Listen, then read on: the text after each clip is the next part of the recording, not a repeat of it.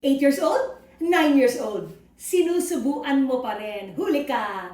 Ang daming guilty. Pero alam niyo, magulang ako so real talk lang. We get worried. We are concerned. Siyempre gusto natin kumain ng mga bata. Lalo na naghanda ka ng pagkain, ikaw ang nagluto at alam mong healthy. Para matapos, para masustansya ang kakainin, para mapadali ang trabaho mo, susubuan mo. Tapos happy ka, naubos yung plato, yung hinanda mo para sa anak mo. Pero inisip mo sarili mo para mapadali buhay mo, para siguradong masustansya ang kinain niya, para sa anak mo naman yon.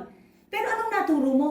Wala kang gawin kundi subuan. O sige, bukas hindi ko na talaga susubuan. Ikaw na talaga mag-isa kumain ha.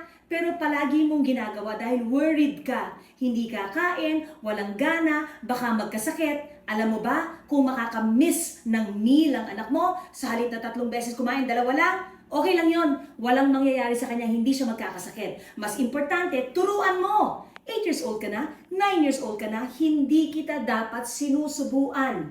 Di magutom ka. Ang iba nga sa atin ganun na rin kalaki, kinakarga pa rin. Pagka napagod na maglakad, iiyak na, "Mama, masakit na yung feet ko," kakargahin na. Tapos nagtataka tayo na spoiled ang anak mo. Akala mo 8 years old, 9 years old, kaya pa yan. Hindi mo na yan mahahabol. 15 years old na yan, ikaw ang sumusunod sa anak mo. Think about that.